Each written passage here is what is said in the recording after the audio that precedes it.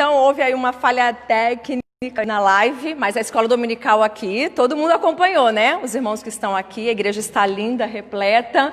Então, quem veio foi abençoado, tá? E houve um problema aí, o pastor ele colocou na outra página dele, então, na Marcos Dias. A página correta é Marcos Martins Dias. Então, falha técnica, perdoa-nos. Para quem está conectado aí conosco, Provérbios 16 foi o texto que nós lemos, né? E cantamos o cântico. Pronto? Nosso Deus é soberano. Tá certo aqui? É porque eu penso, vai que eu estou passando informação errada. Tá certinho agora, né? Isso. Então, Provérbios 16, 20, o cântico Nosso Deus é soberano, tá? Infelizmente aí não vai dar para nós voltarmos.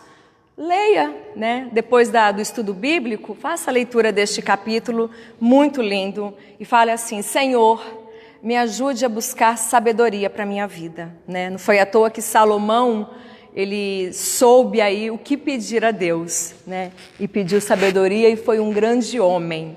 Ok, meus amados? Muito bem, gente, para nós otimizarmos a nossa escola dominical, né? Hoje é um dia festivo, é um dia muito alegre, muito feliz, porque hoje nós comemoramos o Dia dos Pais, e é por isso mesmo que nós perdoamos essa gafe do pastor, porque ele é pai de 3, inclusive, tá? Então está perdoado.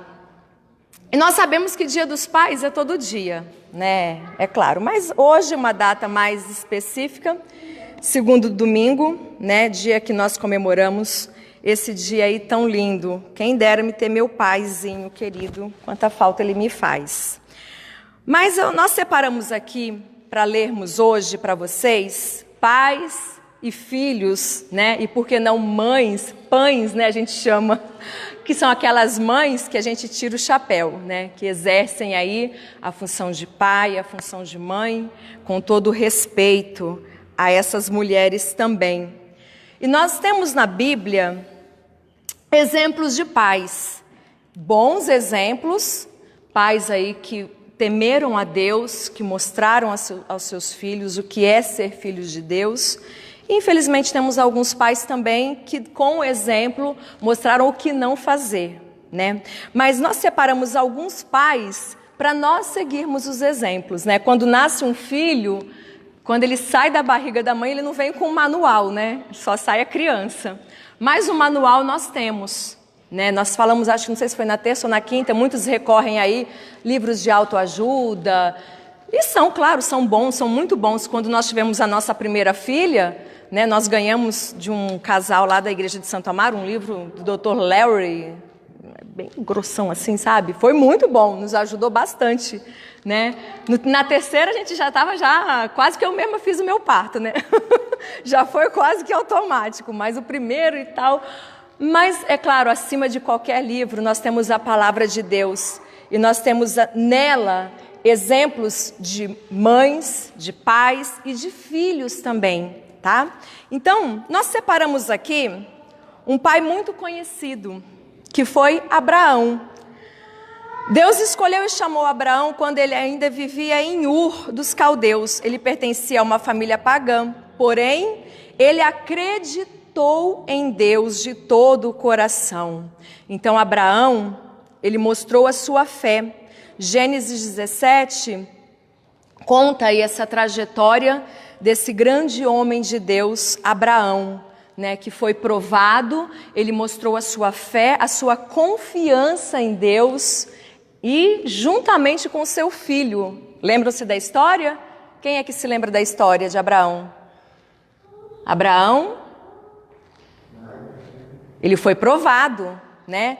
Levar o seu único filho para ser sacrificado, e ele não hesitou. Ele não dava 2 passos para frente e 1 para trás. Então, meus amados, queridos pais da nossa igreja, sejamos como Abraão, que teve aí uma fé inabalável em Deus. Jacó foi o homem que gerou as 12 tribos de Israel, conforme está no livro de Gênesis. 10 delas levaram os nomes de seus filhos. Então, Jacó foi um homem que mostrou, que liderou, que ensinou os seus filhos. Noé foi um homem fiel e justo, por isso sua família foi preservada do dilúvio. A partir de seus filhos, o Senhor repovoou a terra. Mordecai, um homem não tão conhecido assim, ele era judeu cujo bisavô tinha vivido no exílio da Babilônia. Ele adotou Ester, que era sua prima, quando ela ficou órfã. Mordecai então a assumiu. Quando a jovem se tornou rainha, a rainha Ester, ele tornou-se membro da corte e foi conselheiro do rei. Ele denunciou um plano de 2 guardas para matar o rei. Além disso, resistiu corajosamente a Amã, um príncipe que tramava contra os judeus. Então, este homem, ele foi um homem de ação, né? Agiu e sempre revestido aí da graça de Deus. Um famoso pai que não cessava de orar pelos seus filhos, muito, que sofreu bastante. Jó, além de orar pelos seus filhos, ele foi um grande exemplo de fidelidade, lealdade, honestidade e integridade. Suas convicções eram inabaláveis. Homem que perdeu seus bens, perdeu seus filhos, mas ele deixou um exemplo aí, meus amados, de caráter, de frutos do Espírito, né? Frutos do Espírito, mesmo sendo rico, tendo tantas posses. Jó foi aquele pai presente, aquele pai íntegro, fiel. José, mesmo não sendo o pai biológico de Jesus, ele assumiu uma linda missão de criá-lo como seu próprio filho. Mateus capítulo 1, de 18 a 25, vai fazer toda essa narrativa, né? E José, mesmo não sendo aí o filho, o pai biológico, né? Mas ele foi aquele pai do coração. E mesmo não tendo tantas passagens bíblicas falando o que José fez ou deixou de fazer, mas mostrou que Jesus ele foi educado também por José. Nós temos o exemplo do pai do filho pródigo. Que exemplo de pai! Um pai que soube perdoar, né? O pai do filho pródigo, da memorável parábola contada por Jesus, expressa a grandiosidade do amor de Deus por nós. Apesar do seu filho tê-lo desprezado, pedindo sua parte da herança antes do seu falecimento e tê-lo abandonado, gastando todo o seu dinheiro de forma dissoluta, esse pai perdoou e recebeu o filho de volta de braços abertos e numa condição de honra, conforme Lucas capítulo 15. Temos Zebedeu, que era um pescador de Betsaida, que provavelmente tinha algum sucesso. Sabemos muito pouco também sobre ele. Ele era casado com Salomé, uma das mulheres que acompanhavam Jesus. E mais, ele era pai de 2 apóstolos, Tiago e João, que junto a Simão Pedro formavam o trio principal aí de apóstolos, testemunhas de momentos cruciais da história de Cristo. Temos também Jairo, que era o chefe da sinagoga, foi conhecido como grande homem de fé, né? Diante da morte de sua filha, ele procurou a Jesus Cristo, ajoelhou-se diante dele e suplicou pelo milagre. E por último, meus amados, o apóstolo Paulo. Mas o apóstolo Paulo foi pai? A Bíblia conta isso? A Bíblia não relata, né? Não casou, ou seja, ele não gerou filhos da carne, segundo, né, a Bíblia conta. Mas em seu ministério, ele gerou filhos espirituais. Nós temos lá em Gálatas, em Timóteo, muito conhecido. E eu deixo então para nós, né, para vocês pais, nesse dia, esses 10 exemplos de pais, uns, né, biológicos, outros pais do coração, outros pais aí de ministério, mas vocês perceberam que todos eles, nenhum estava enfatizando aí uma busca pelo conhecimento acadêmico dos seus filhos. Nenhum pai aí teve que passar, olha, esse aqui foi, a Bíblia destaca porque ele passou a madrugada trabalhando, dia após dia, sol a sol, domingo a domingo, para dar uma escola boa, para dar... Não, a Bíblia não fala isso. A Bíblia destaca esses homens, a fé, um caráter de Jesus. E é isso que eu desejo para todos vocês nesta manhã, nesse dia, que o caráter de Jesus seja moldado em seus corações, que vocês sejam pais que seguem os caminhos de Deus, para que seus filhos também, vendo o exemplo de vocês, possam seguir também neste caminho até o final de suas vidas. E eu vou chamar os pais que venham aqui à frente. Então nós vamos fazer uma oração por esses pais. À noite, não faltem, porque aí nós faremos uma homenagem, né, um pouquinho mais detalhada. Os jovens da nossa igreja, né, prepararam aí uma homenagem para vocês, uma lembrancinha também, com muito amor e carinho. Então não faltem à noite.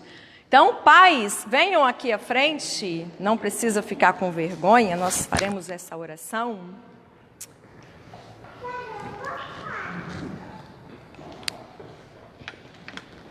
E como o pastor também é pai, então,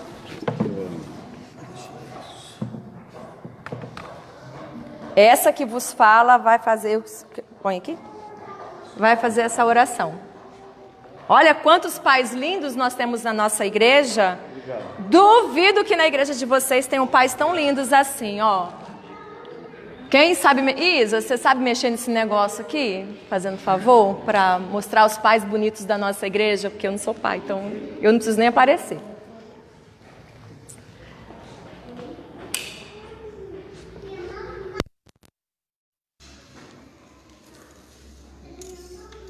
São bonitos ou não são? Amados, como nós dissemos então, que o caráter de Jesus, né, esses exemplos deixados aí por 10 pais, biológicos, não biológicos, pais da fé, é isso que nós pedimos para a vida de vocês, que vocês sejam esses homens aí capacitados por Deus, que sejam essa ponte para os seus filhos. Seus filhos vejam, já viram aquela fotografia, né? O pai assim e o filho atrás também fazendo a mesma coisa. E realmente é isso, né? Nós deixamos aí exemplos e os nossos filhos seguem os nossos exemplos. Que Deus aí abençoe muito a vida de vocês. Oi? Tá só enfeitando. Vamos orar, queridos, pelos nossos pais. Vamos fechar os nossos olhos e falar com o nosso Senhor, nosso Deus e Pai. Obrigada por esse dia. A gente sabe que é um dia especial, mas sabemos também que todos os dias é dia de lembrarmos dos nossos pais, avós, homens, ó Deus, que nos geraram a vida. E nós rogamos por cada um deles, ó Deus, a começar pelos pais da nossa igreja, esses homens tão preciosos, de valor. Ó Deus, a gente sabe o quanto é difícil educar os filhos, é uma tarefa difícil, que dá muito trabalho, Senhor, se quisermos realmente educá-los nos teus caminhos da maneira correta. Mas nós intercedemos pela vida desses pais, que o Senhor os revista, ó Deus, de sabedoria, de toda a integridade, de fidelidade, de todo o caráter de Jesus Cristo, que os frutos do Espírito Santo sejam, ó Deus, desenvolvidos em suas vidas e que eles sejam realmente essa ponte para os seus filhos e que eles possam sempre ensiná-los desde pequenininhos a andarem nos seus caminhos e que os filhos, ó Deus amado, também saibam honrá-los todos os dias, como diz no teu mandamento, honra teu pai e tua mãe para que prolongue os teus dias. Que hoje não seja apenas um único dia de honra aos pais, de alegria, de festividade, mas não, que cada filho também, antes de agir, de falar, de proceder, possam pensar em seus pais e na honra, ó Deus, que cada um lhes deve, ó Deus amado. Revista os teus servos da tua graça, abençoe cada um deles, que eles sejam, ó Deus, bem-aventurados nessa missão de educar os seus filhos. Obrigada por Jesus Cristo, teu Filho que o Senhor enviou. Obrigada porque o Senhor é o nosso Deus, Pai por excelência.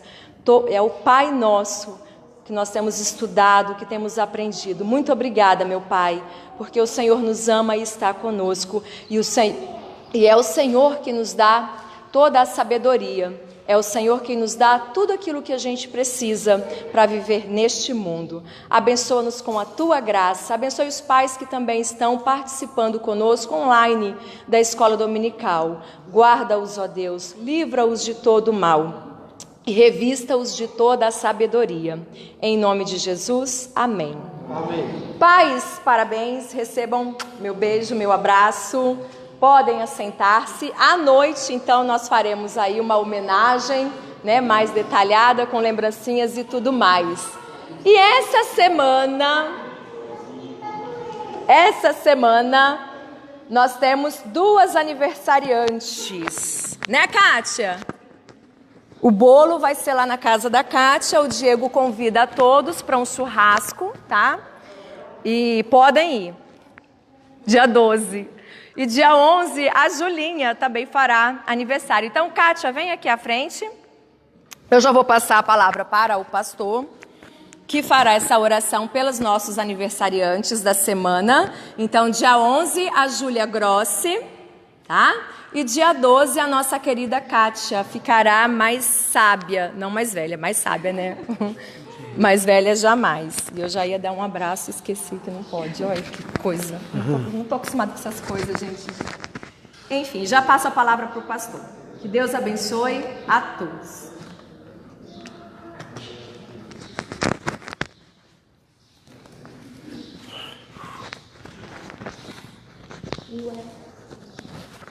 Minha bolsa.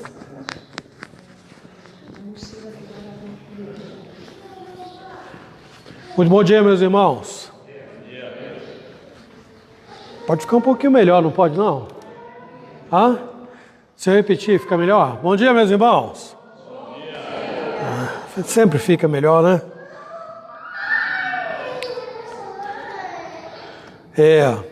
Nós vamos fazer a oração primeiro, depois as crianças vão sair, é isso? Pela Kátia, que fará aniversário, e pela Júlia Grossi também. Realmente eu tinha percebido que havia alguma coisa diferente de você. Mas eu não sabia que é porque você está ficando mais experiente, não, né? É bom fazer 25 anos? Como é que é? É 19? Ah, desculpa. Desculpa. Irmãos, então vamos agradecer a Deus. É a Kátia, quem mais? Você falou, amor? E a Júlia Grossi. E a Julinha. Kátia, dia 12. Ok, Kátia e a Julinha. Aí durante a semana eu peço vocês que ponham lá no grupo para eu lembrar, gente. Porque a gente acaba esquecendo e não cumprimenta o pessoal no dia do aniversário deles, tá bom? Tá bom? Ok? Por favor. Vamos agradecer então? Inclina suas cabeças e vamos falar com Deus. Senhor nosso Deus, obrigado por este dia lindo que o Senhor fez, pelo sol que brilha, pela bênção, Senhor Deus, de viver mais um dia. Nós sabemos, ó Deus, que para os pais representa, Senhor Deus, uma alegria adicional, e porque, ó Deus, é um privilégio realmente ter filhos, é um privilégio poder educá-los nos teus santos caminhos, é um privilégio, Senhor, ter a oportunidade de ensiná-los, ó Deus, a te conhecer, a te amar e a seguir os teus passos. Obrigado, Senhor, que todos nós vivamos o dia de hoje com muita alegria e, ó Deus, celebrando, ó Deus, não apenas por ser comum, né, todo ano, nesta data, no país inteiro, comemorar o Dia dos Pais, mas sobretudo porque o Senhor nos chamou e nos deu exemplo paterno em muitas situações da Bíblia, como foi lido aqui agora pela manhã. Obrigado, Senhor. Abençoa também, Deus, nós rogamos a vida da Kátia, a vida da Julinha Grossi, irmãs que nesta semana, segundo a tua boa vontade, hão de completar mais um ano de vida. Elas estão nas tuas mãos e o Senhor já as trouxe até aqui, lhes dando muitas experiências e tantas outras ainda poderão vir. Que o Senhor as abençoe, ó Deus, lhes agracie de muitas maneiras, para que, ó Deus, esta data seja significativa não apenas pela sua existência no mundo, sobretudo por caminharem fundamentadas em Jesus Cristo, que é o alicerce da sua vida em todos os sentidos. Nós imploramos e nós damos-te graças em nome de Jesus. Amém. Eu estou, viu, Kátia? Estou fazendo uma relação para, no final, acabar essa pandemia toda, fazer uma grande mesa e a sua parcela de torta de frango vai estar reservada para você fazer, para adicionar. Sua, da Julinha, né? O bolo doce fica por conta dos demais. A minha parte é da torta do frango, entendeu? Ali. Então, eu não sei, vai depender do tamanho da família também, né? Né? Obrigado, Kátia. Deus te abençoe, viu, minha irmã? Parabéns. Crianças,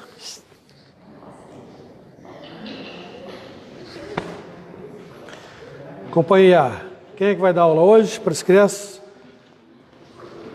É a tia Márcia que vai dar aula? A tia Júlia. Vai lá, tia Júlia. Paulinho, Pierre, Murilo, Gabriel, Luísa, Caris, Caris não, Alice, Lulô, quem mais? Lorena, não, Lorena? Não, Lorena.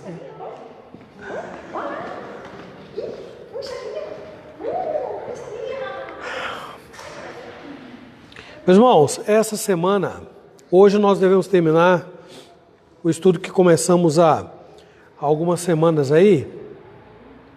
Está muito fácil, né? Hoje dá até para falar, não só falar o texto, como dar a referência bíblica, não é?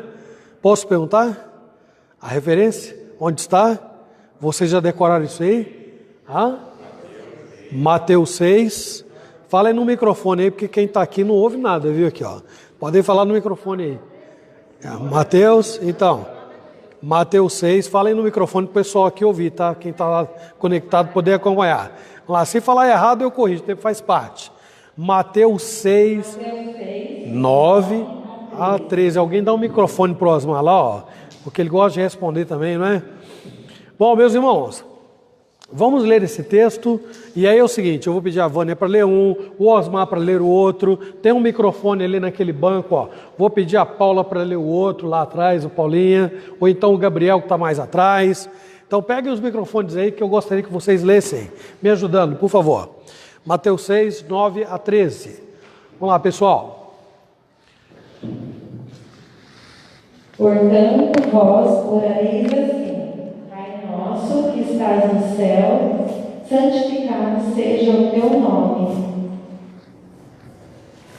10. Venha o teu reino, faça-se a tua vontade. Só um minutinho, dá o microfone porque aqui não aparece nada aqui. Venha o teu reino, faça-se a tua vontade, assim na terra como no céu. O nosso de cada dia nos dá hoje, e perdoa as nossas dívidas, assim como nós temos perdoado os nossos devedores. E não nos deixes cair em tentação, mas livra-nos do mal, pois teu é o reino, o poder e a glória para sempre. Amém. Muito bem, até aí. Versículo 3, né? O último que você leu. Nós estamos chegando então, como eu disse, ao final desta pequena série de estudos baseados na oração ensinada pelo Senhor Jesus Cristo. As nossas ênfases até aqui destacam os seguintes pontos, irmãos. Vocês vão me ajudar. Primeiro deles, talvez o mais importante deles, hein? Primeiro, toda oração... Por favor, use aí o microfone e fale para eu ouvir. Se estiver errado, faz parte de estudo, gente. Eu estou aqui para ajudar. Então, vamos lá. Toda oração deve ser isso. Aleluia. Alguém viu aí e usou o microfone, porque senão quem está acompanhando a escola não ouve, gente, não ouve. Então, toda oração deve ser dirigida a Deus. Bom, se ela começa dizendo, Pai Nosso... Quem é que pode fazer esta oração? Bom, dei uma dica tremenda. Não vale a minha esposa responder. Outro. Quem é que pode, os únicos que podem fazer esta oração? Quem são? Microfone, por favor, microfone. Os filhos de Deus. Muito bem. Então, na sequência, Pai nosso que está nos céus, santificado seja o teu nome. Quer dizer, os filhos estão rogando aí que Deus os faça mostrar ao mundo a sua glória, para que o reino de Deus seja estabelecido no coração dos que ainda não foram alcançados. Então essa eu resolvi responder porque ela é mais extensa. Quarto item que nós vemos aí na oração. Os filhos de Deus também pedem, essa é fácil. Essa é fácil. É só olhar no texto aí. E aí vamos ver quem é que se lembra da ênfase que foi dada aí nesse texto. Outra pessoa, além da Ângela, do Osmar, da Márcia. Tem um microfone dando ruído aí, depois alguém pode olhar para mim? Vai lá. Alguém pega um microfone e responda para mim. Está na sequência. Pai nosso nos céus, santificado seja o teu nome. Ficou muito fácil. Muito fácil. Está na sequência. Não, veio o teu reino? Sim, tudo bem, veio o teu reino. Depois disso. Faça-se a sua vontade, assim na terra como nos céus. E o que significa esse assim na terra como nos céus? Microfone, vai lá, no microfone. Diga aí. Conheçamos a vontade dele, assim como ela é feita no céu, os decretos de seus prefeitos. Então, que façamos, na verdade, né? Que façamos a vontade de Deus na terra. Os preceitos de Deus estão lá claramente postos na Bíblia, do mesmo jeito como ela é feita nos céus. Bom, os filhos de Deus também rogam pelo sustento diário e confiam na providência de Deus, não vivem em função de coisas supérfluas ou que são resultado de ostentação. Interessante que a palavra tentação está em tentação, né? Porque desejar grandes coisas podem acabar fazendo como Paulo diz a Timóteo, né? Os que querem ficar ricos caem em muitas tentações e ciladas. É o amor ao dinheiro, né, que é a raiz de todos os males. Outro ponto, eles reconhecem a sua natureza pecaminosa e suplicam a Deus o seu perdão, do mesmo modo como eles também, perdoam seus devedores. Então eles pedem a Deus perdão, do mesmo modo como perdoam seus devedores. Depois nós vimos ainda que diante destas tentações, eles rogam a Deus que os ajude, os sustente, sempre buscando a sua aprovação, não é? Porque, é claro, nós enfatizamos que a questão aí está ligada tanto à provação quanto à tentação. Qual é a diferença desses dois termos no português? Não é? No grego a tradução é a mesma, mas mesmo assim há uma diferença. Deus tenta os homens? Sim ou não? Microfone, sim ou não? Não, não tenta. O que Deus faz com seus filhos? Prova. Deus prova. Muito bem. Quando um filho está submetido à provação, o que ele está suplicando a Deus? Que ele passe por ela e seja aprovado. Vocês estão com medo? Por isso estão falando no microfone. Pode falar. Faz parte. Errar também faz parte. Quando o filho está sendo provado, ele roga a Deus que o sustente para que ele seja aprovado. E quando ele é tentado? A provação visa a aprovação. Aí nós falamos de aperfeiçoamento, falamos de disciplina, falamos de crescimento, santificação, né? Falamos de vários objetivos inseridos na ideia de provar.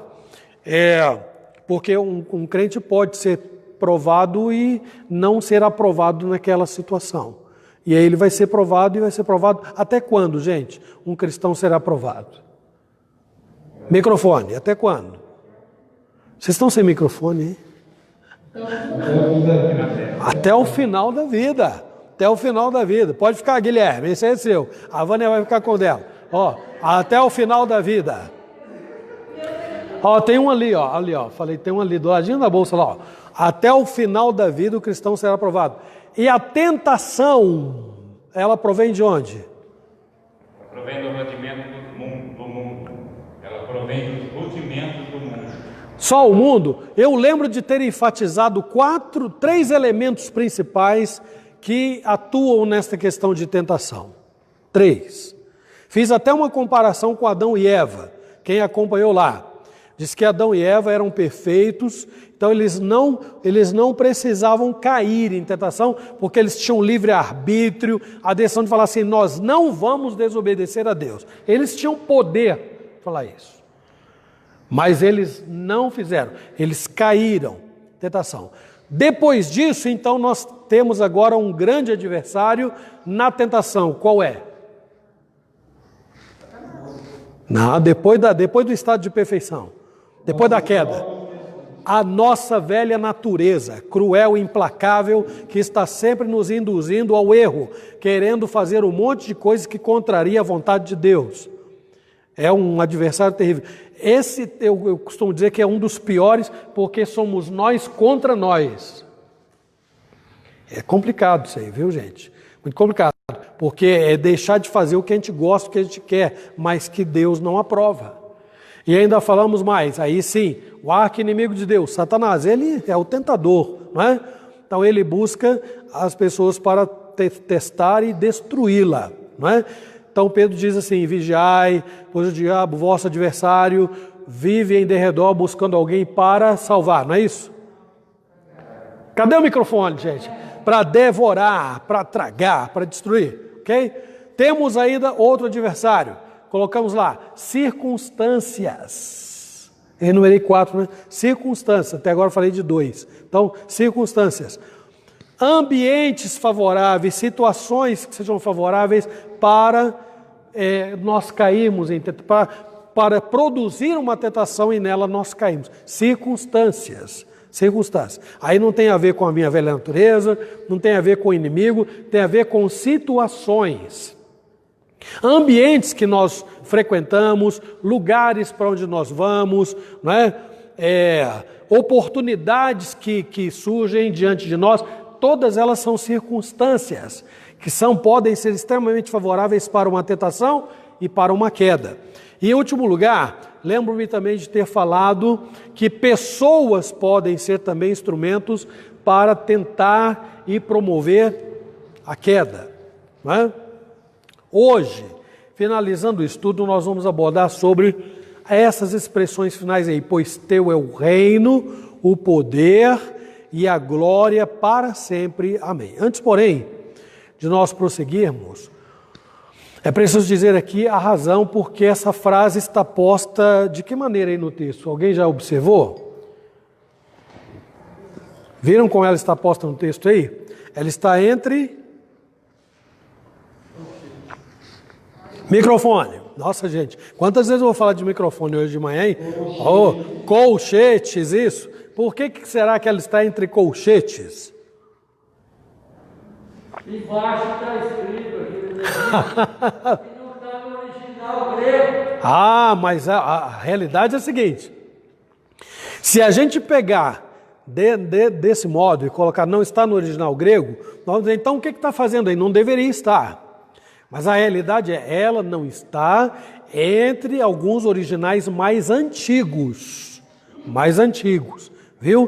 Por isso que ela está entre colchetes. Mas prestem muita atenção no que eu vou falar aqui, gente, porque senão alguém vai olhar sempre essa oração e vai questionar o finalzinho dela. Jamais façam isto. Ela deve se encontrar em algumas versões, embora ela não esteja entre algumas versões muito antigas, ela está entre muitas outras também antigas em outras versões. Além disto, há no segundo século um escrito chamado Didaquê, ou então o Ensino dos 12 Apóstolos. Didaquê, Ensino dos 12 Apóstolos. E ela está inserida lá. Isso é do segundo século. Tem muita gente que debate isso e tal, mas é muito provável que é isso mesmo, lá no segundo século. Então, na Didaquê, a expressão porque teu é o reino, poder e a glória, está lá, viu? Para sempre. Então, esta é a razão, porque a razão de o catolicismo terminar a oração antes de porque teu é o reino, poder e a glória, porque ela não está nos manuscritos mais antigos. Além disto, eu devo dizer para vocês o seguinte, mais importante, que independente de qualquer argumento a favor ou contra o registro deste final, além de haver atravessado os séculos, não é? Passando pelo crivo, guardem isso que eu vou falar agora, porque quem tratou do cânon sagrado, quem tratou para dizer até onde vai a Bíblia, onde termina a Bíblia, foram concílios.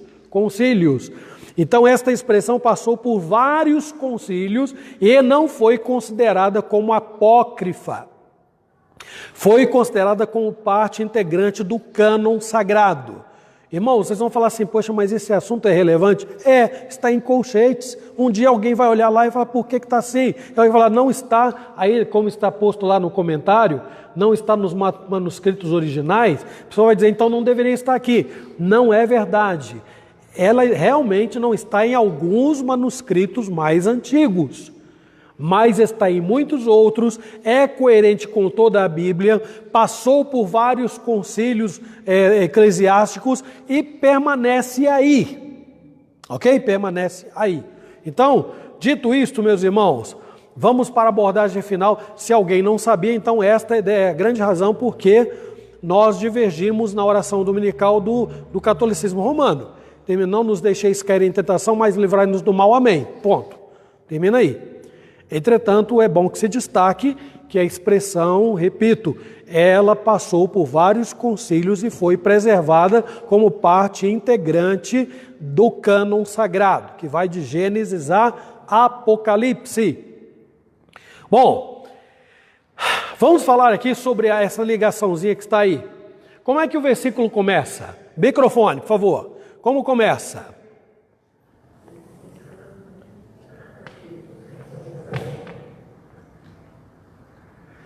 Vai lá, o 13, como é que começa aí? Não nos deixes cair em tentação. E, não, aí está e, né? E outro está, pois não nos deixe.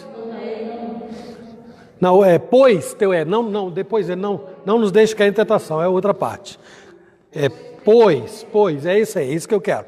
Pois, pois, esta conjunção é muito importante.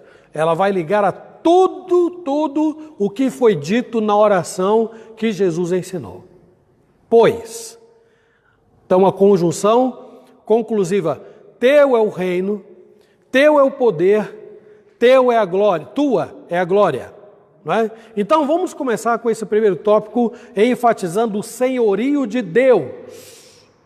Senhorio de Deus. Muito importante que nós foquemos agora nisto no final da oração.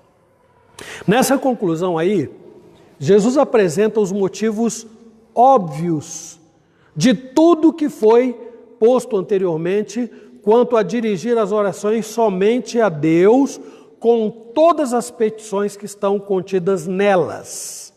Jesus, nestas palavras, vai dar os motivos, porque eu vou dizer, eu vou orar a Deus dizendo Pai Nosso, vou dizer a Deus, santificado seja o teu nome, tudo aquilo que nós mencionamos e fazer as outras petições que têm a ver com as nossas necessidades. Meus irmãos, é passivo de qualquer discussão que Deus é Senhor absoluto. Mas nós temos correntes antigas, uma corrente antiga, que nós temos a corrente de Agostinho de Hipona e temos a corrente de Tomás de Aquino, dos primeiros séculos, lá do 4º século, né? Agostinho de Hipona. Agostinho de Hipona segue esta linha de raciocínio, muito que nós defendemos e cremos hoje, segue o pensamento de Agostinho sobre a soberania de Deus. Tomás de Aquino segue uma outra linha oposta, que enfatiza o homem, né? Aquilo que nós chamamos de antropocentrismo. Então enfatiza valores do homem, enfatiza as obras do homem, enfatiza um monte de coisas relacionadas ao que o homem é capaz de fazer em favor da sua própria fé. Então, esses grandes teólogos do passado, Agostinho, Tomás de Aquino, eles são ícones de dois posicionamentos que permanecem até hoje e vão continuar até o último dia da nossa vida. As igrejas evangélicas, pentecostais em geral, igrejas neopentecostais e outras igrejas tradicionais, como a metodista, por exemplo, a igreja batista agora, porque no início não era, são igrejas que seguem uma teologia arminiana. Olha, arminianismo vem de Armínios, tem nada a ver com Tomás de Aquino, mas tem as suas raízes na teologia de Tomás de Aquino. O catolicismo também segue esta teologia, Tomás de Aquino, ela é muito forte lá. Então vem e se espalha pela maioria dos segmentos evangélicos, inclusive. Maioria. Uma maioria esmagadora, eu diria. Agora, a teologia de Agostinho vem e, de algum modo, ela é continuada pelos reformadores que foram tratados como hereges no século XVI. Porque eles acabaram seguindo esta ênfase: Deus é Senhor absoluto, o homem é nada diante de Deus. O homem não pode nada quando ele é posto diante de Deus, ele é ninguém, ele some, desaparece. Então vamos traçar esta linha de raciocínio aqui, porque nós vamos escolher aquilo que tem tudo a ver com a nossa confissão de fé. Nós defendemos que Deus é absoluto e é esta linha que nós vamos seguir, inclusive na análise desta oração aqui, porque não tem outro modo de fazer isso. Olhem para a oração. Qual é a grande ênfase da oração? Vocês estão percebendo aí. Tira Deus da oração, o que sobra? Um homem cheio de fé que vai conseguir resolver todos os seus problemas? Tira Deus da oração, sobra nada. Sobra um homem perdido, desorientado e fadado ao fracasso e ao caos. Então, Deus é absoluto sobre tudo e sobre todos. O reino pertence a Deus. Teu é o reino. Ele é todo poderoso. Teu é o poder. A Ele pertence a glória, tua é a glória, teu é o reino, o poder e a glória. Meus irmãos, nada mais natural que apresentar esses elementos como sendo motivo para nós orarmos. Eu vou orar, então a quem eu vou buscar? Eu vou buscar a Deus. Por quê? Porque Ele é o Senhor. Ele tem um reino do qual Ele é o único e verdadeiro Rei. A Ele eu vou buscar. Ele é todo poderoso, não há nada, não há causa nenhuma que eu leve a Deus na dúvida de que se Ele pode ou não fazer. Ele pode tudo. Haja vista aí os exemplos fartos na Bíblia de ressurreição de mortos. Quem é que fez isso? Satanás? Ele veio para destruir, como é que ele vai dar vida? Quem ressuscita os mortos é Deus. Foi Deus que fez isto ao longo de toda a história.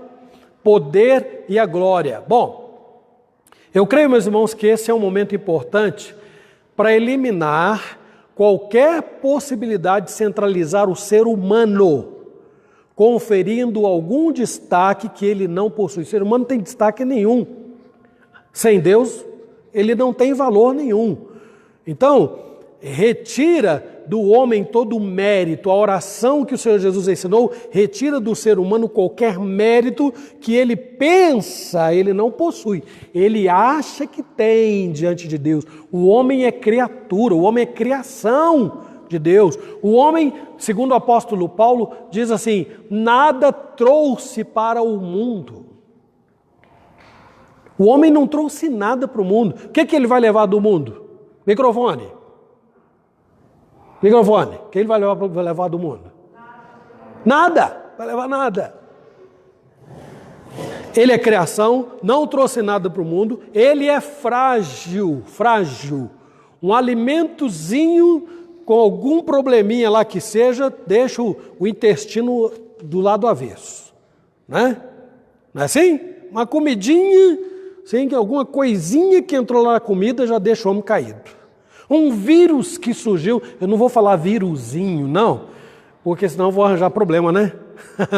Um vírus que surgiu aí, que ninguém enxerga, colocou a humanidade prostrada. Quanto tempo nós vamos ficar usando máscara? Não sei. Eu não sei. Dizem até achar uma vacina. Provavelmente. Talvez até o ano, vamos comemorar o ano novo de máscara, pode ser, não sei. Pode ser. Um vírus, ninguém enxerga, colocou o homem de joelhos, colocou a humanidade prostrada, os homens poderosos do mundo prostrados. Quem é o homem? Quem é o homem? O homem é criação, não trouxe nada para o mundo, é frágil, limitado e transitório. E a sua glória, a glória de qualquer homem, passa juntamente com a sua existência, seja ele quem for. Sua glória passa. O seu nome fica, mas eu estou me referindo à pessoa que permanece viva e cuja glória permanece até a eternidade. Não há em lugar nenhum no mundo nenhum homem que possa se gabar disto. Todos que já viveram e têm a sua história contada foram para a sepultura. Todos os que hoje têm alguma proeminência no mundo vão para a sepultura. E os que vierem depois irão para a sepultura também, porque a vida do homem passa. A Bíblia diz que ele é que nem a nuvem, ou então a neblina, que surge de manhã e logo se dissipa. Apesar disto, há séculos, esse ser humano aí, com todas as estruturas físicas e espirituais debilitadas, vem tentando, eu falei lá da teologia Tomás de Aquino, vem tentando subtrair de Deus a sua majestade, o poder e a glória, que são devidas somente a Deus, a pretexto de argumentar que o Criador dos céus e da terra se importa com o homem. Esse é o pretexto. Então a coisa é sutil. Deus se importa com o homem, claro, Deus se importa com o homem, com o animal, Deus se importa com as montanhas, com os mares, Deus se importa com toda a criação, claro, Ele criou, Ele sustenta e Ele governa, mas isto não retira de Deus qualquer fração que seja do seu poder, da sua glória e da sua majestade, nada, absolutamente. Não coloca a criatura em pé de igualdade com Deus, nunca, jamais. Os anjos que não caíram estão a serviço de Deus. Os que não caíram, estou falando, estão abaixo de Deus. Todos estão. Então, o único que reina soberana absolutamente sobre tudo e sobre todos é Deus. Pai, Filho e Espírito Santo. Ninguém mais. Deus Pai, Deus Filho, Deus Espírito Santo. Agora, Ele se importa com o ser humano? Claro. Tudo que ele manda para o mundo é em prol e em função do ser humano que ele criou, até dos animais. Ele cuida de tudo que foi criado. Ele se importa, é verdade, mas não no sentido teológico que vem sendo defendido há séculos e que tem dificultado e muito a compreensão que nós precisamos ter acerca de Deus. Tem dificultado muito.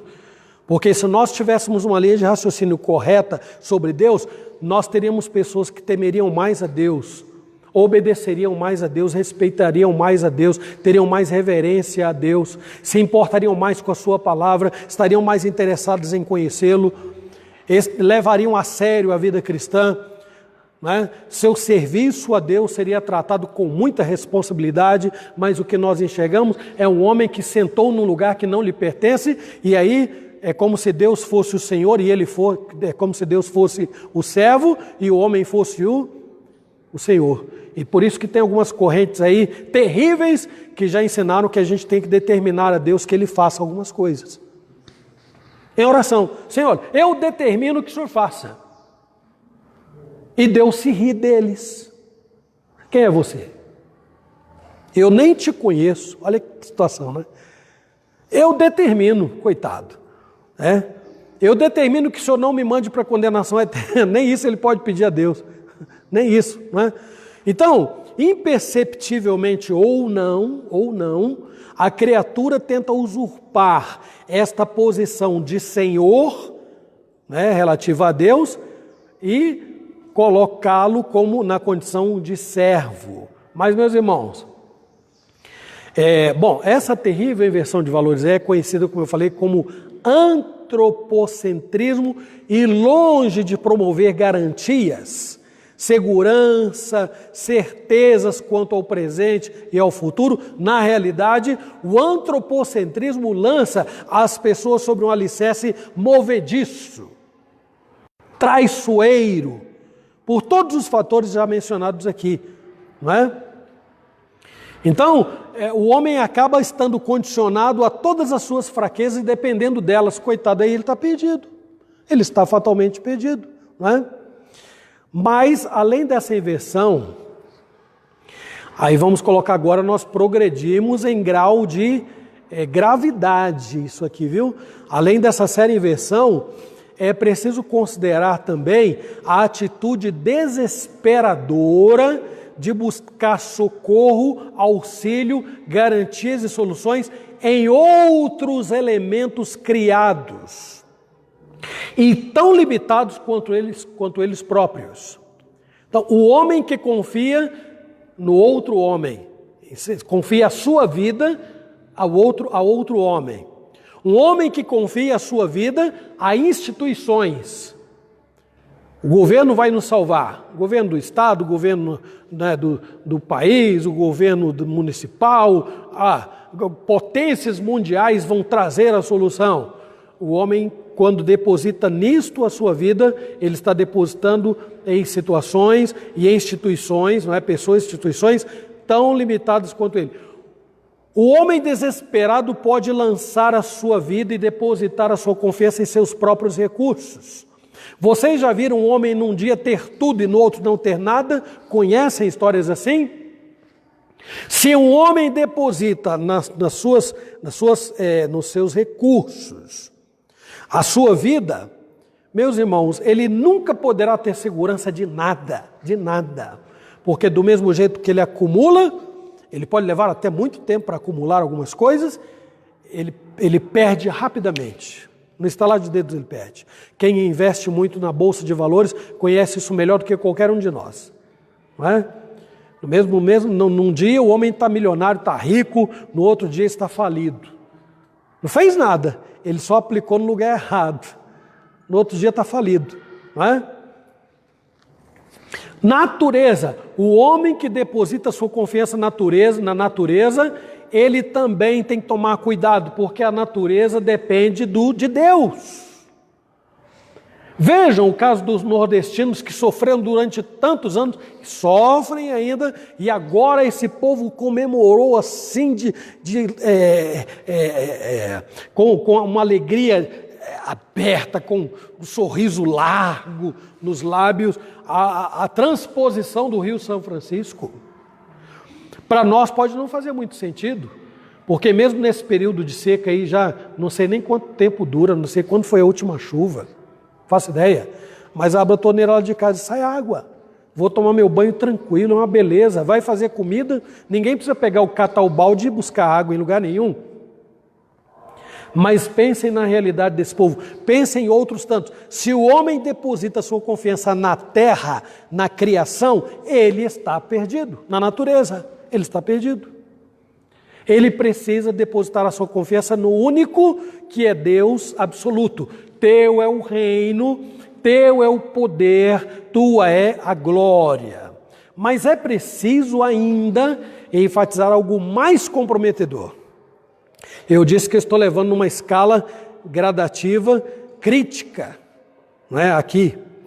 Quando pessoas, presta atenção nisso, fundamentam as suas orações em toda forma de deuses, agora coloca entre aspas. Ó, de deuses. Como é que os deuses podem ser representados? Deuses podem ser representados por líderes religiosos. Na história, houve imperadores que se julgavam os verdadeiros deuses. Mandaram fazer estátuas, inclusive, para que se prostrassem diante delas. Outros elementos criados, animados ou inanimados. Não é absurdo falar aqui, no nosso contexto, de pessoas que não matam um boi porque ele é sagrado? Pode até morrer de fome, mas não mata o boi porque ele é sagrado? Então a vida dessa pessoa é menos importante do que a vida de um boi. Pior, né? E o rato? Eu sei que na Índia tem templos erigidos para o culto aos ratos, e não se pode fazer mal aos ratos. Se você já matou algum rato, então você matou um deus indiano. Olha o problema. Seres animados ou inanimados, ídolos feitos pelas próprias mãos, homens e mulheres santos que já partiram para a eternidade. Eu falei isso aqui numa ocasião, dentro do estudo da oração dominical, que no dia que o nosso irmão o presbítero Garmes morrer, então eu vou passar a fazer oração para ele que estará no céu olhando para mim, ele que me ama tanto, né? Senhor presbítero Garmes, olhai por nós. Posso fazer isso? Coitado, ele não está ouvindo lá, né? Ele... É claro que não, aí. Ah, então tá bom, ainda bem que você complementou, porque primeira colocação eu entendi assim, eu não sou amado, né? Sou amado.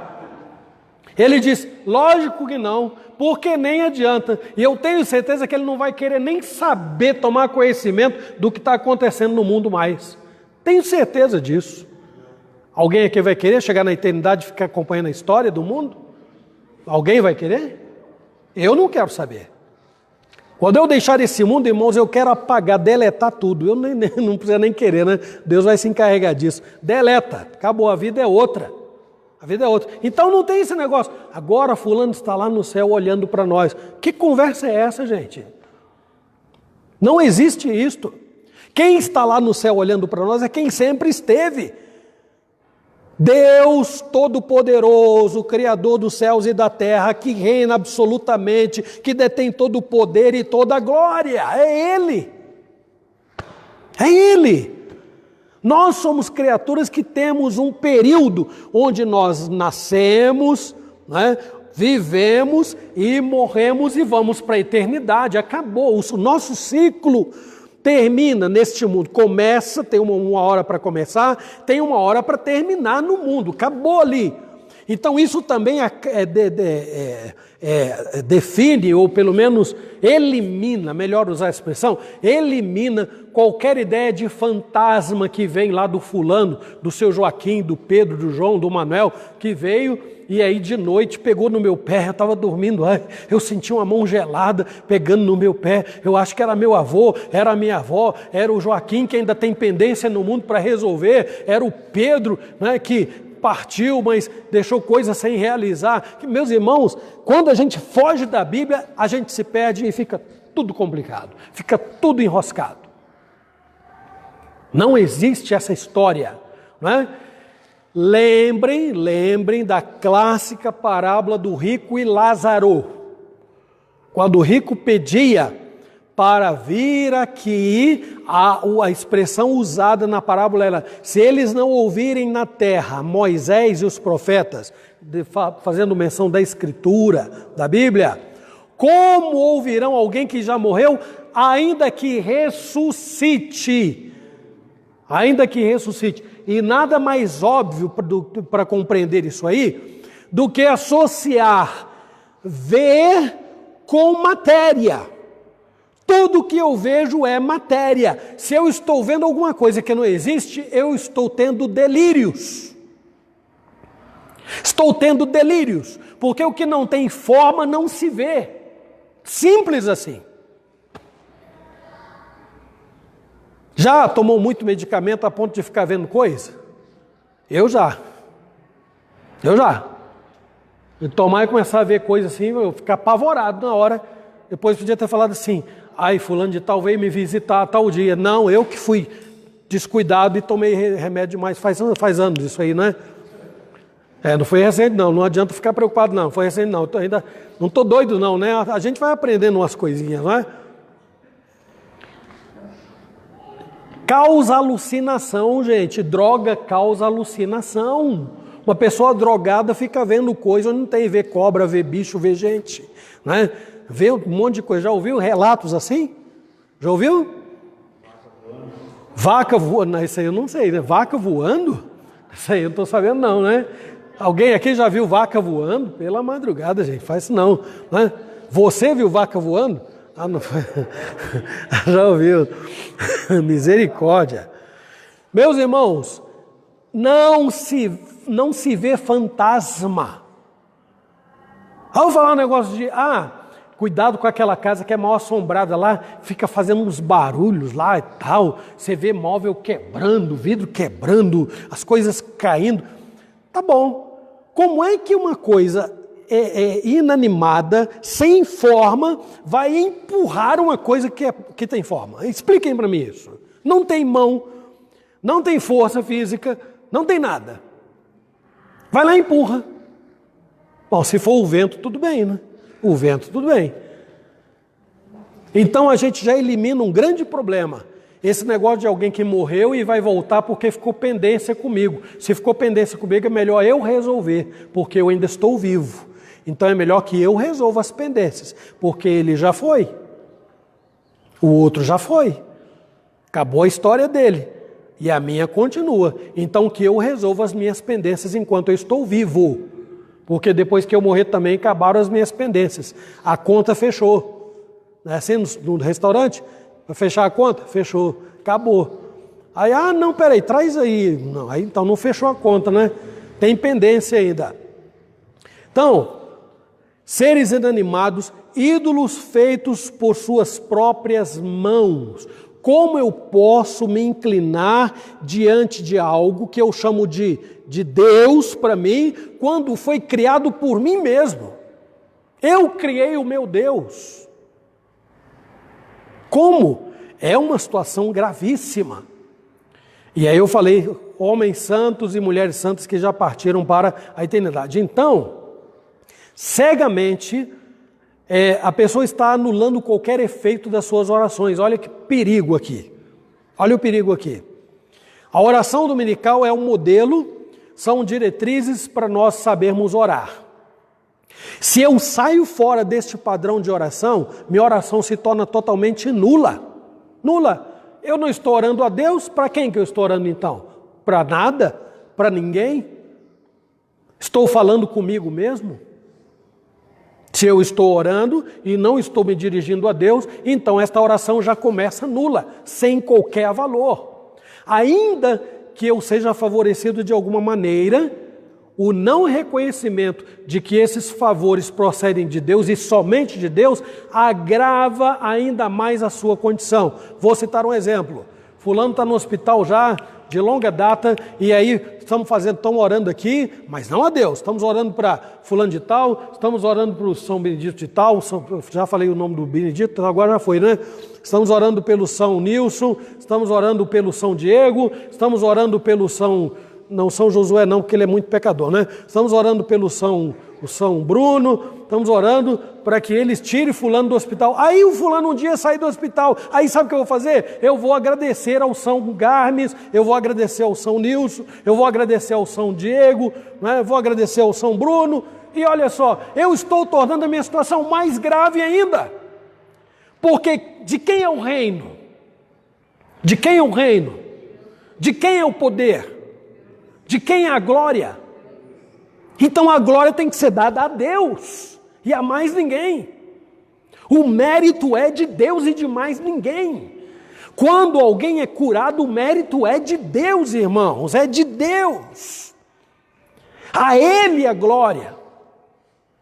O poder de salvar, de curar, de mudar alguém é de Deus, a Ele a glória. Porque Ele é o Rei. Ele é Senhor absoluto. Então, a garantia da efetividade de todas as orações está condicionada ao direcionamento dado a elas, ou seja, aquele que é Senhor absoluto. Vamos para o segundo e último ponto, que diz aí, né? Teu é o reino, o poder e a glória. Vamos recorrer aos Salmos. Aí eu vou pedir lá a Ângela, o Osmar e ao Guilherme, a Vânia, que mantenham suas Bíblias abertas aí. O primeiro deles eu vou pedir que a Ângela leia depois. Já fica aberto lá em Salmo 86, 8a. Uma vez que o Senhor reina absoluto, uma vez que Deus reina absoluto, eu posso e devo rogar que Ele seja reconhecido desta forma no mundo, entre todos os povos e em todas as épocas. Ele não é, como dizem, o Deus dos cristãos. Cuidado, esta expressão como é que se diz? Ela a palavra me fugiu. Quando nós, é uma coisa, não é subliminar. A palavra não é subliminar, é uma expressão assim que não escancara o problema, não diz assim, olha, existe o Deus dos cristãos, ela é sutil. Nossa, palavra tão simples, ela é sutil. Então, quando alguém diz assim, o Deus dos cristãos, e nós acabamos aceitando, como se houvesse outro. Mas não existe outro. Existe um único Deus, que é Deus de tudo, é Deus sobre tudo e sobre todos. Então não há o Deus dos cristãos, ainda que haja várias correntes teológicas, ainda que haja vários outros deuses criados ao longo da história, só existe um único Deus vivo e verdadeiro, isso é fato, não tem o que discutir, não tem o que fazer o que, gente? Não há o que fazer.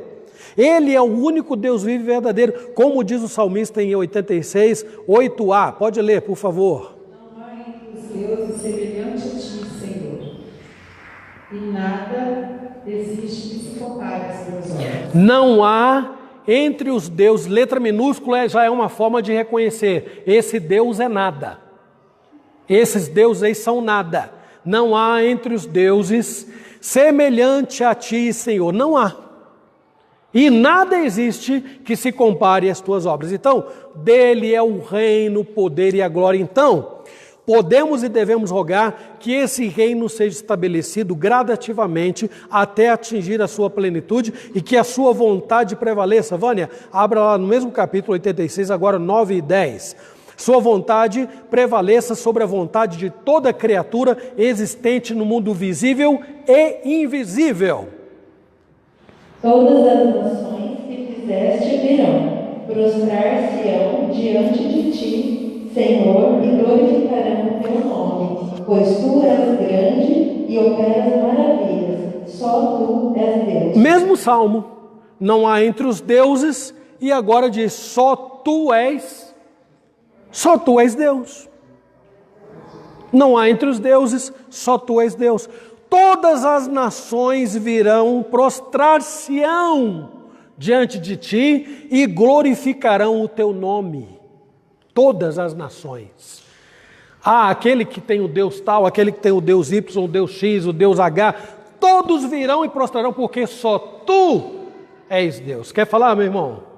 Não, só a oração de Davi seria bom a gente ler. Pois não.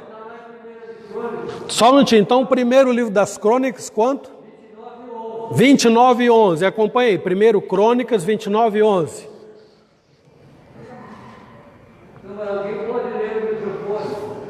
Então, olha lá. Pode ler. Primeiro Crônicas, 29 e 11. Leia aí, Osmar. Ô, Ângela, leia lá, por favor. Teu Senhor é o poder, a grandeza, a honra, a vitória e a majestade. Quanto nos céus e na terra. Teu Senhor é o reino, e tu te exaltaste por chefe sobre todos. Perfeita harmonia com o que está na oração dominical. Teu Senhor é o reino. Veja lá de novo, Ângela, por favor. Teu Senhor é o reino. Teu Senhor é o poder. É o poder, a grandeza, a honra, a vitória e a majestade. Porque teu é tudo, quanto há nos céus e na terra. Tudo é de Deus, tudo quanto há nos céus e na terra. Teu Senhor é o reino. Teu é o reino. Tu te exaltaste por chefe sobre todos. Então, não sou eu que exalto a Deus, Ele se exalta. Tu te exaltaste como chefe acima de todos. É Davi que está fazendo a oração, não é? Davi. Do Senhor é o reino, meus irmãos. Do Senhor é o poder e a glória, portanto eu posso e devo, isso é maravilhoso isso aqui, confiar que eu serei sustentado em cada uma das minhas necessidades. Salmo 34, eu vou pedir outro para abrir lá, Salmo 34, 8 a 10, Guilherme. Provai e vede que o Senhor é bom. Bem-aventurado o homem que nele se refugia. Temei o Senhor, vós os seus santos, pois nada falta aos que o temem. Os leãozinhos sofrem necessidade e passam fome, porém aos que buscam o Senhor, bem nenhum lhes faltará. Está aí, é o pão nosso de cada dia. Que maravilha, gente! Verdadeiramente feliz é o homem que confia em Deus. que confia no Senhor, aquele que é o rei sobre tudo, aquele que detém todo o poder, aquele que é glorioso, bem-aventurado, feliz. Somente Deus que reina poderosa e gloriosamente pode nos absolver. Agora eu vou pedir a Vânia para ler lá Salmo 51, de 1 a 4. Somente Deus que reina poderosa e gloriosamente pode nos absolver. Cuidado, irmãos, com isto. Só Ele pode nos absolver de todas as nossas culpas. Por favor. Davi também. Compadece-te de mim, ó Deus, segundo a tua benignidade, e segundo a multidão das tuas misericórdias, apaga as minhas transgressões. Lava-me completamente da minha iniquidade, e purifica-me do meu pecado, pois eu conheço as minhas transgressões, e o meu pecado está sempre diante de mim. Pode ler o outro. Contra ti. Pequei contra ti somente, e fiz o que é mal perante os teus olhos, de maneira que serás tido por justo no teu falar e puro no teu julgar. Se os outros deuses são nada, o que é que os homens precisam temer? Nada. Se os outros deuses não são nada, o que é que eles têm que temer em relação a eles?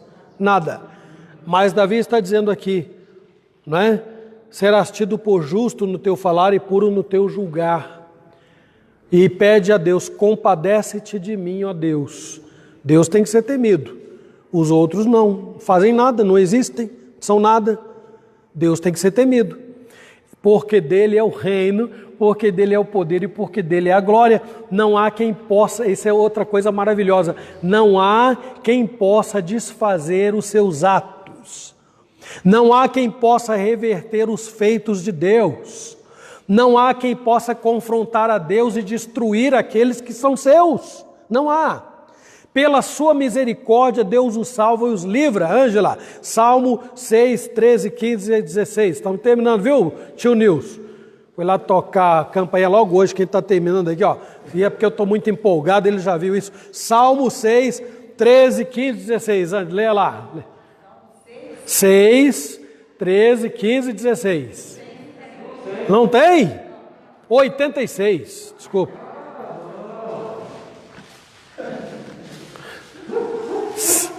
Faz parte. Tio Nilson me tirou do sério lá, me desconcentrou. Aí, ó. Pode. Pois grande é a tua misericórdia para comigo e me livraste a alma do mais profundo poder da morte. Ó Deus, os soberbos que... 15, é o 15, tá? 15 agora. É. Mas tu, Senhor, é Deus compassivo e cheio de graça, paciente e grande em misericórdia e em verdade. O outro, 16. Volta-te para mim e compadece-te de mim. Concede a tua força ao teu servo e salva o filho da tua serva. Meus irmãos, a oração está sendo dirigida ao único que é capaz de salvar, de socorrer, de livrar. Ao único. Não adianta recorrer a outro, ninguém mais. Se eu recorrer ao ser humano, Deus vai usar o ser humano para me ajudar. A quem eu vou agradecer em última análise? Ao ser humano? Eu vou agradecer a Deus que usou o ser humano para me ajudar. Claro que não custa nada virar para a pessoa também dizer muito obrigado, fulano, né, etc e tal. Mas em oração dizer, Senhor, direi, muito obrigado porque o Senhor usou a Vânia para me socorrer, para me ajudar na hora que eu mais precisei. A glória não é da Vânia. A glória é de Deus. A glória é de Deus. Conclusivamente, nós enfatizamos que depois de Jesus ensinar os discípulos a dirigirem ao Pai estas importantes petições, Jesus aponta o fundamento e também a garantia da eficácia desta oração, ou seja, Deus, em sua infinita majestade, poder e glória, é a razão de tudo. Finalmente, temos então um modelo aí, um padrão que nós precisamos para nos orientarmos em todas as nossas orações, e ao fazermos a oração dominical, quando nós oramos esta oração aí, precisamos ter sensibilidade para refletir no sentido de cada palavra contida nela. Mais uma vez, essa semana, eu acho que mais precisamente anteontem, eu viro para as minhas filhas e falo assim, vamos sossegar a alma, porque nós vamos falar com Deus, Criador do universo. Nós vamos nos colocar diante daquele que é Senhor sobre tudo, sobre todos, e diante de quem nós desaparecemos. Desaparecemos. Parem tudo, porque nós vamos falar com Ele agora. Não é? Então, lições práticas. Em primeiro lugar, está muito claro, há um só Deus que reina absoluto. Ponto final. Há um só Deus que detém todo o poder. Ponto final. Terceiro, há um só Deus que é glorioso por si mesmo. Ele se gloria.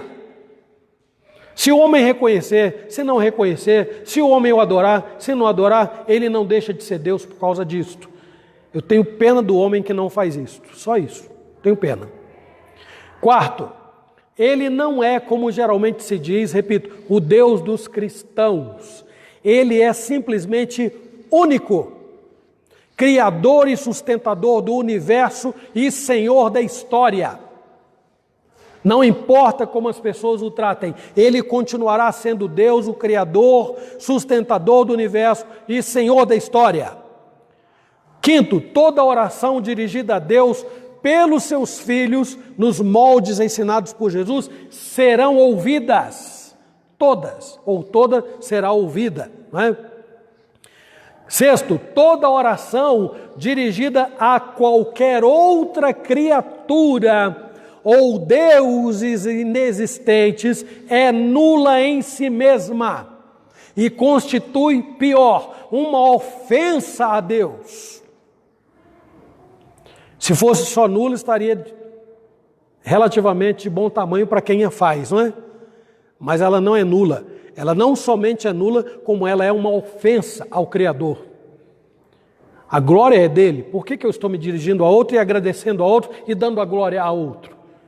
Se ele é o Senhor, se a glória pertence a ele. Ah, mas eu não quero, eu cresci aprendendo assim, porque meu avô, meu bisavô, meu tataravô, etc.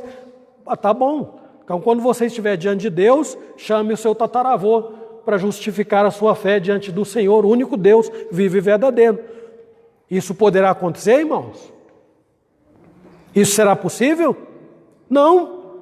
Cada um vai prestar contas de si mesmo diante de Deus. Então, cuidado com esse negócio. Não, eu sou desta igreja presbiteriana porque meu pai, porque meu avô, porque minha avó. Não, nunca faça isso.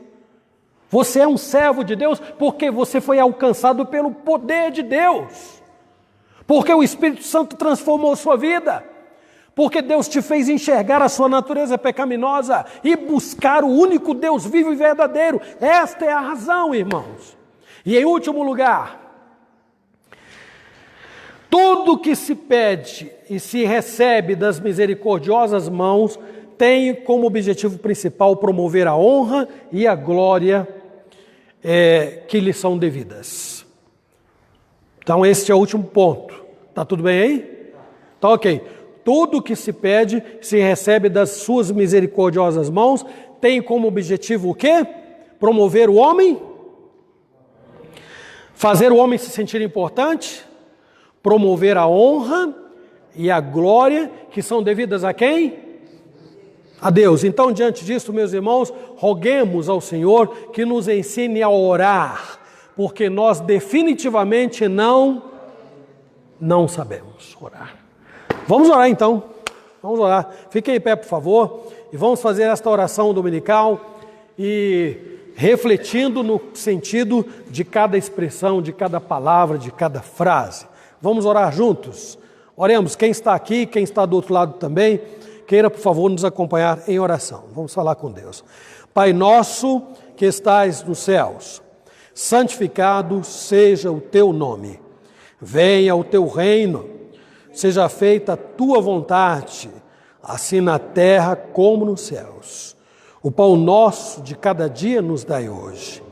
Perdoa-nos as nossas dívidas, assim como nós perdoamos os nossos devedores. E não nos deixes cair em tentação, mas livra-nos do mal, pois teu é o reino, poder e a glória para sempre. Amém, amém. Que Deus abençoe a todos. Espero que vocês tenham um almoço feliz, abençoado, muito gostoso. Lá em casa eu acho que vai ter, não sei o que andaram preparando lá, eu acho que vai ter uma costelinha de porco lá em casa hoje, eu acho, viu?